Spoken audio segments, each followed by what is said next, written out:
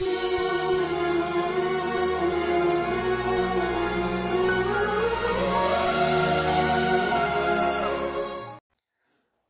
పరిశుద్ధ నామంలో మీ అందరికీ మా హృదయపూర్వక వందనాలు. ఈరోజు దేవుని వాగ్దానం, నిశ్చయంగా నీకు మేలు చేయవలెనని నేను నిన్ను బలపరుచున్నాను. ఇర్మియా గ్రంథం 15వ అధ్యాయం 11వ వచనం. ప్రియమైన దేవుని బిడ్డలారా, మీ జీవితంలో కష్టాలు వచ్చాయని, శ్రమలు కృంగదీస్తున్నాయని దిగులు పడకు. ఆ శ్రమలన్నిటిలో నుండి నిన్ను విడిపించి నీకు బలాన్ని ప్రసాదించగల దేవుడున్నాడు. ఆయనే తండ్రి అయిన దేవుడు, మన పరమ తండ్రి. మనకు మేలు చేయవలనని మనల్ని బలపరుస్తూ ఉంటాడు.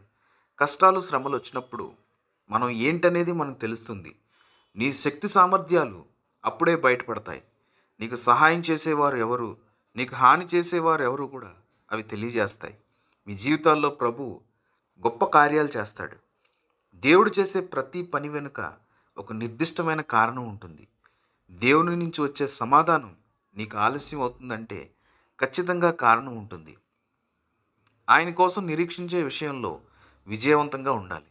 తొట్టిల్లిపోకూడదు. నాకు సహాయం రావడం లేదు, నా ప్రార్థన దేవుడు వినడం లేదు అని అనుకోవద్దు. నీ ప్రతి ప్రార్థన దేవుడు వింటాడు.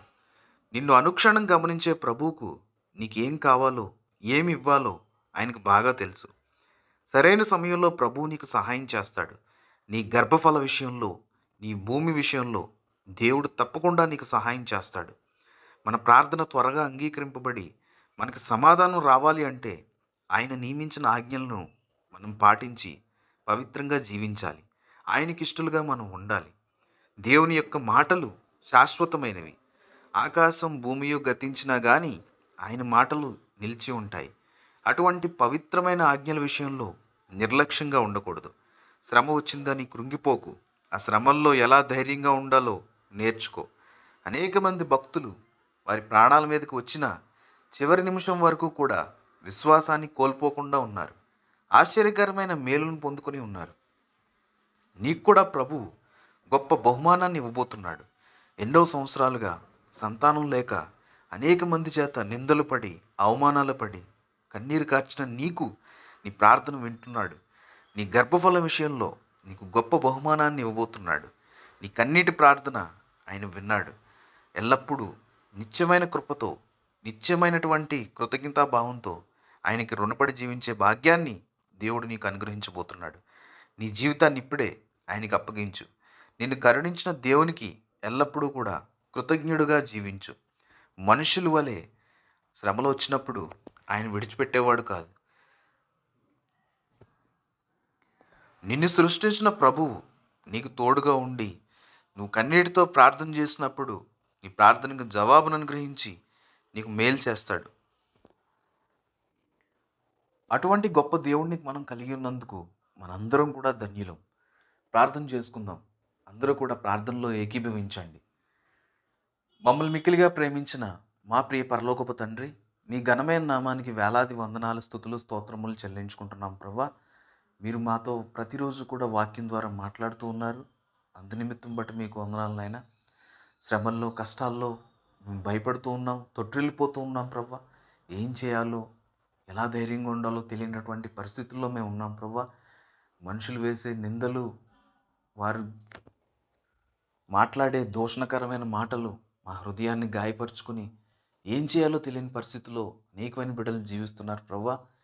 మీ యొక్క వాక్యం ద్వారా మేము బలపడి తండ్రి, మీరున్నారన్న నమ్మకంతో, ధైర్యంతో మేము జీవించగలిగే కృపని మా అందరికీ అనుగ్రహించండి తండ్రి. మీ యొక్క వాక్యాన్ని మేము అనుసరించి నడుచుకునే భాగ్యాన్ని మాకు దయచేయండి ప్రభువా. ఎంతోమంది బిడ్డలు ఎన్నో శ్రమల చేత, ఎన్నో బాధల చేత, ఎన్నో ఇబ్బందులు పడుతూ ఉన్నారు నాయన. ప్రతి ఇబ్బంది నుంచి మీరే విముక్తుల్ని అనుగ్రహించండి. ప్రతి సమస్య నుంచి కూడా విడిపించండి. మీ బిడ్డలుగా జీవించే అవకాశాన్ని ప్రతి బిడ్డకి దయచేయండి ప్రభు. ఈ ప్రార్థనలో ఎంతమంది ఏకీభవిస్తున్నారో వారికి శారీరక సమస్యలే కానీ, ఆర్థిక సమస్యలే కానీ, మానసిక సమస్యలే కానీ, ప్రతి విధమైన సమస్యల నుంచి కూడా మీరే ముట్టి స్వస్థపరచండి. వారికి ఉన్న సమస్యల నుంచి కూడా విడుదల అనుగ్రహించి మీ శాంతిని, మీ నెమ్మదిని వారికి అనుగ్రహించమని వేడుకుంటున్నాం ప్రభు. తండ్రి, కుటుంబ ఆర్థిక పరిస్థితి బాగోలేక ఎంతోమంది బిడ్డలు చదువుకోవాలని ఆశపడుతున్నా చదువుకోలేని పరిస్థితిలో ఉన్నారు. అలాంటి బిడ్డలు మీరే కనికరించండి. చక్కటి జ్ఞానాన్ని బిడ్డలకు ప్రసాదించండి. మీ యొక్క ఆశీర్వాదాన్ని వారి కుటుంబాలకు దయచేయండి.